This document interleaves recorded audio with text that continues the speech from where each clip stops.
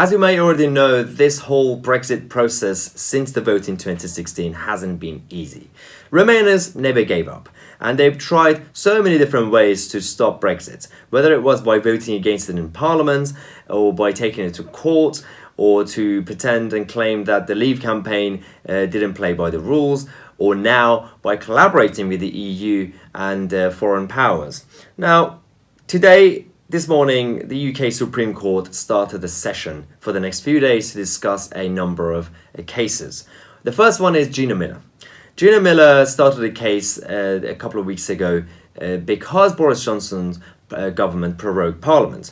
Now, Gina Miller's case says that suspending Parliament by the government is not right, apparently, even though that always happened and there's no problem in it. And there's another case that says the same thing in Scotland, which was started by the SNP. Now, the Gina Miller case initially was presented at the High Court in London, and the court said, well, this is political, so they threw out the whole case. The similar case in Scotland said the exact opposite. It's because the Scottish legal perspective is slightly different to the English and Welsh law. So both cases have now come to the UK Supreme Court. It's basically like the Super Bowl final or the World Cup final of the Brexit cases. This is the final attempt by Remainers. Now, if you had any idea how much money is going to be spent on all these sessions, it's absolutely ridiculous. For example, the cost of a good QC per day is £20,000.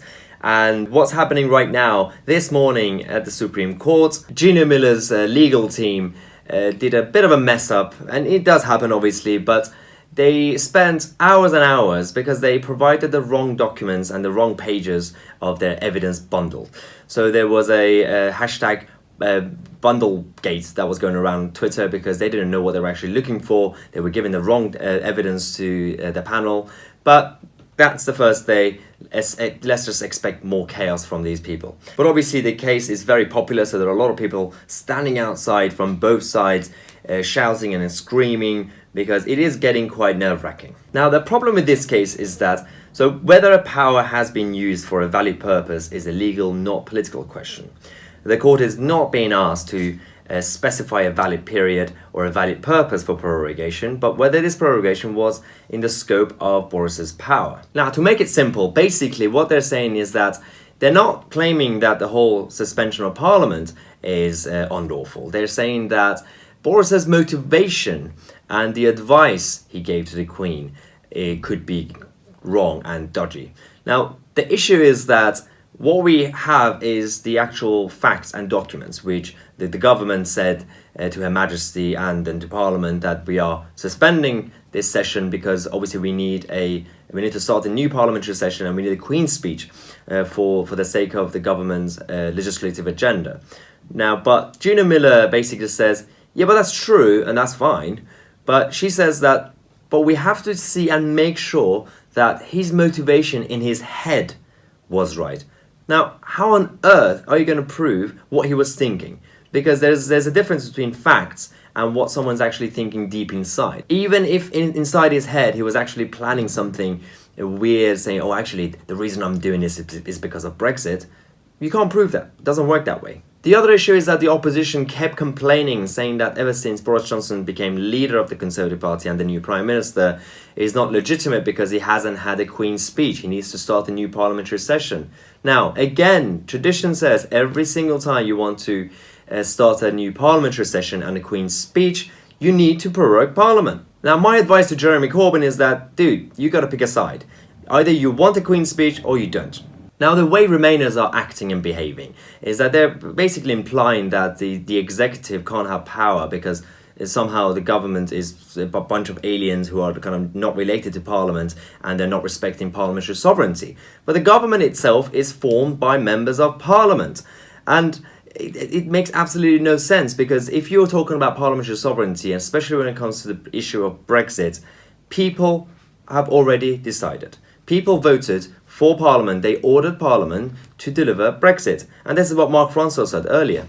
The fundamental issue right at the heart of the whole thing is that in the referendum, the British people voted clearly to leave the European Union and you have well over 300 members of parliament who have never accepted that decision, never want us to leave under any circumstances whatsoever, and have spent 3 years doing everything they can to frustrate the decision of the people. Mark, that is the absolute heart of the matter. Mark, I love this song too, and I've heard you play it multiple times. Well, I think there are many issues at hand. That one, there is a tension between direct democracy and representative democracy, and that grey area has never been sorted out by any government. Really? And that is a huge part of Really? why we are okay, well, where hang on. we are. You remember this?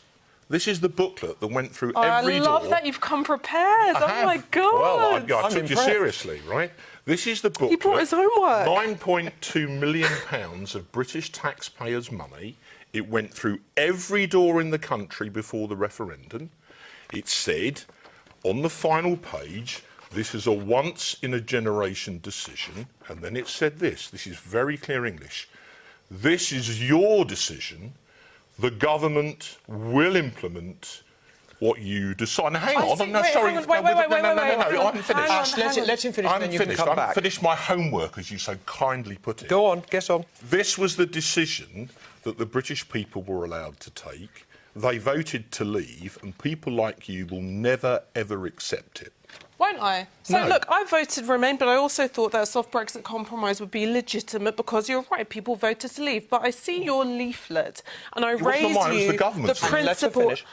you the principle of parliamentary sovereignty. It's in the hands of Parliament, elects the Parliament? to put together a deal. But look, if you're saying that parliamentary sovereignty is drawn from the electorate, which I agree with, it means that you have to take the fact that the electorate elected a hung parliament in 2017, which is a mandate for compromise, and this is the tension I'm talking about. Well, right. It's a deep constitutional matter which can't be resolved by a leaflet with any post-it way you in spin it. they voted All right, to Mark, leave. but then what? But at the end of the day, people are getting sick and tired of this. This is why we're getting reactions like this. Brexit, when do we want it? No! Now! Brexit, when do we want it? No! You think democracy is going down the pan? I certainly do, yes. Our democratic Brexit, vote, which we made in 2016, is just being eroded away by the Remain majority within Parliament, and that's not acceptable. They do not represent their constituencies. The Liberal Democrats say they're going to revoke Article 50. You clearly disagree with that. I can't find the words. I don't know why anybody in their right mind would be endorsing the European Union. I mean, I would like to be pro-EU, I would like to be for the European Union, but how would anybody in their right mind be for such a corrupt, dangerous, toxic political organisation? It's nothing to do with Europe or the Europeans. We're talking about Brussels, we're talking about a political machine in Brussels which is dangerous, and it's going to get worse and worse. I don't know why anybody in their right mind would be endorsing that. I just cannot understand it. Well said.